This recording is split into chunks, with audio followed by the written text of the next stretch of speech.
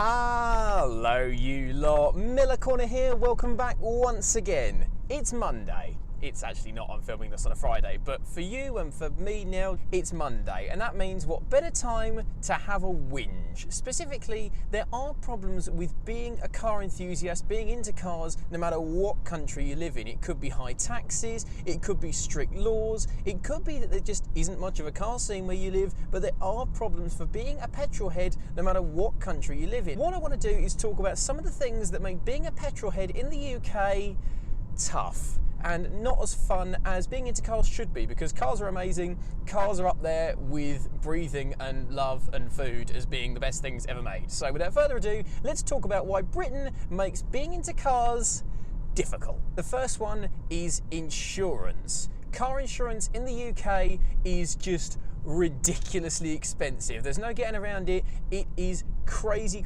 expensive for anyone of a sort of sub 25-year-old persuasion. You see all these things online on forums and on YouTube videos of Americans having Mustangs and Crown Vics and big V8 really cool stuff at 17, 18, and they're saying they pay $500 a year to insure it. And we're in the UK paying $2,000 to insure 1 litre Lupos and Corsas and utter crap boxes compared to what other countries have for like no money. A good example of this is Subaru Imprezas, because we all like an Impreza, we like a Boxer, we like the Burble, we like the boost and the all-wheel drive. The problem is, when they were first coming out, they were used for a lot of ram raids. Subarus were stolen, used to ram raid shops, and then used as getaway cars because they're fast, they're grippy. You don't have to be a good driver to drive a Subaru fast. Net result, the insurance on Subaru WRXs and STIs, basically any Subaru Impreza, actually even the slow ones, is ludicrous. To give you an idea, for me to get insured on an 01 WRX estate, valued at around about £2,000 in the UK, it would cost me, the cheapest insurance quote I could get on it was £10,000 a year. Insurance in the UK is ludicrous, and basically any insurance company, even the ones that claim to be young driver friendly, will look at a young driver in no matter what car, no matter if it's old, new, fast, slow, cheap, expensive. If you're young, sub 25, and you're in a car, you're going to kill yourself and probably 100 people around you, all valued at 80 zillion pounds. And what that means is you'll be lucky to get a first year's insurance at 17 or 18 for less than £1,000. It's not even like you can say, oh, well, I just won't have it then and I'll deal with problems kind of as and when they arise. It's mandatory. You have to have this ludicrously expensive insurance, which can be the be-all and end-all of driving for some people. Some people have to get rid of their car, not because they can't afford to buy a car or run out on petrol or whatever. They get rid of it because they can't afford the insurance. So let's say you've found a car you can afford to insure, which is no mean feat, particularly at a young age. But you've found a car, you like it, you're into it, and you want to drive it around. Obviously, that makes natural sense. You've forked out the small fortune to insure it, you've bought it, you're happy. I've got a mad car, I'm going to go for a drive. No, you're not, because weather. That's the other problem with the UK. I know it's typical for British people to whinge about the weather. We all do. Look at me whinging about it now. But in fairness, we've got every right to.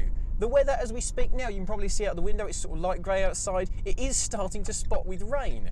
That puts a lot of people off. If you haven't got an RS3 or an all-wheel drive Subaru, if the hell you can get insured on one of those, then good luck to you. You can't go out and hoon no matter what the weather. You do have to bear that in mind. Me, for example, I've got a very lightweight, quite wheel spinny front-wheel drive. And what does that mean? That means if it's raining, I may as well call the whole thing off, because it's not going to be much fun to hoon in poor weather. And everyone else who has a two-wheel drive car in this country has the same problem. A lot of you who've got rear-wheel drives will say, just go and drift. Yeah, but what if I don't want to drift? I personally prefer grip to drift. It's a subjective matter, I'm not going to get into it. I want to be chucking it into the corners and driving fast but legally and having fun.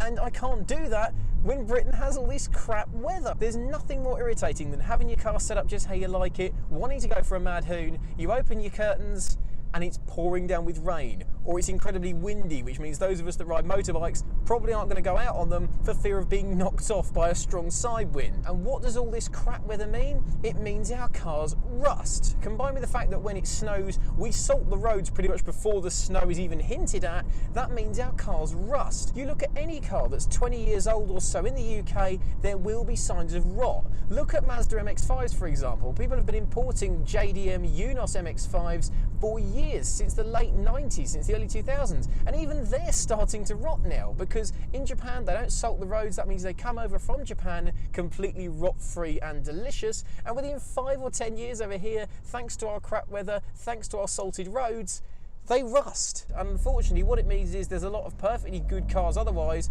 but because they're being ruined by our horrible conditions, we can't hold on to them for years and years, and that is going to kill off a lot of classics. That's going to kill off a lot of really, really cool, really interesting, really fun cars. Crap weather means no fun for hooning, and salted roads combined with crap weather means rust. Lovely. And the final, oh God, oh. And that actually is a very good segue into my final point, which is, even if you've managed to get a car insured at our extortionate rates, and even if it's managed to be a good enough day weather-wise to warrant getting your keys out and taking your mad car out for a drive, there's no guarantee you're going to want to, because our roads in this country are shocking. They are absolutely appalling. They are just riddled with potholes, with bumps, with cracks, with split tarmac. Our roads are shocking. It's not uncommon for people to buckle wheels and pop tyres and ruin suspension components because the roads that we pay to use, just to remind you, we pay road tax in this country, on most cars anyway, to use the road. So we're paying for these roads to be maintained, you'd think, for us to use them. They're not. The vast majority are not maintained. And what does that mean? It means we end up with massive craters, with enormous potholes, with the surface of the moon to contend with, and that, ow, can just wreck our cars. And what that means is it has to be a consideration for how we modify them. You are going to hit a pothole, you are going to burst tyres, you are going to damage suspension components, and all because that road tax, which is hundreds and hundreds of pounds a year that we are charged to use the road, isn't spent in maintaining them. God only knows what it's spent on. Speed cameras, probably. And what do we get? We get potholes, we get cracks, we get bumps, we get splits in the road. And once again, as I'm sure you're probably asking if you're from abroad, why do you pay it? Because it's mandatory. Because we have to. Because someone thought that it was a good idea to charge the motorist to use roads. Yeah. Sorry to start the week on such a low note, to be honest. I was really hoping this wouldn't turn out quite so negative, but I suppose the more you think about it, the more reasons there are for being a petrolhead in the UK being so frustrating, sucking so much. It's times like this when I look at places like New Zealand, beautiful roads, those of which that are paved anyway, no compulsory insurance, a plethora of incredible cars that are up to half the price of what they are in the rest of the world. I need to go to New Zealand.